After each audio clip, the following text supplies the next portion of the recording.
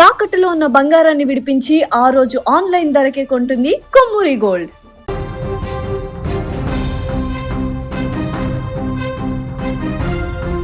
పాఠశాల ముగించుకొని ఇంటికి ఆనందంగా బయలుదేరిన విద్యార్థులు కానీ మధ్యలో ఊహించని ప్రమాదం.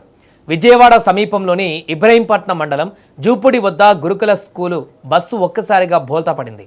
ఆ టైంలో ఏం జరిగిందో కూడా అర్థం కాని ఆ విద్యార్థులు భయంతో వణికిపోయారు.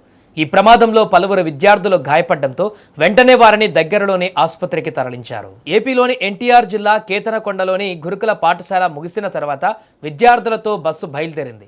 సాధారణంగా విద్యార్థులను వారి గమ్యస్థానాలకు తీసుకువెళుతుండగా ఇబ్రహీంపట్నం మండలము జూపుడి గ్రామ సమీపంలోని నేషనల్ హైవే పైన బస్సు ఒక్కసారిగా అదుపు తప్పింది. డ్రైవర్ ఎంత ప్రయత్నించినా బస్సును నియంత్రించలేకపోవడంతో అది రోడ్డుపైన బోల్తా పడింది.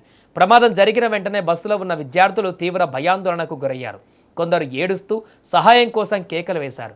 ప్రమాదాన్ని గమనించిన స్థానిక గ్రామస్తులు వెంటనే సంఘటనా స్థలానికి చేరుకున్నారు.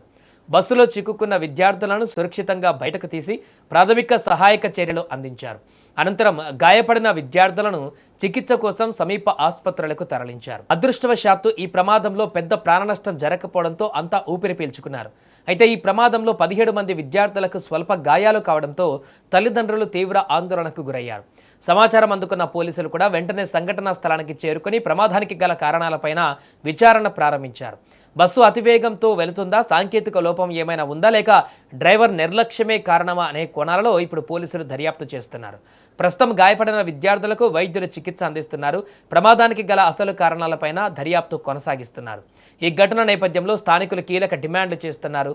పాఠశాల బస్సుల ఫిట్నెస్ను ఎప్పటికప్పుడు తనిఖీ చేయాలని, డ్రైవర్లకు క్రమం తప్పకుండా సేఫ్టీ ట్రైనింగ్ ఇవ్వాలని, విద్యార్థుల భద్రతా విషయంలో ఎలాంటి నిర్లక్ష్యాన్ని వహించకూడదని కోరుతున్నారు. అలాగే ఆర్టీఓ అధికారులు, పోలీస్ శాఖ సంయుక్తంగా స్కూల్ బస్సులపైన ప్రత్యేక తనిఖీలు నిర్వహించాలని డిమాండ్ చేస్తున్నారు. నిబంధనలు పాటించని విద్యాసంస్థలపైన కఠిన చర్యలు తీసుకోవాలని కూడా కోరుతున్నారు.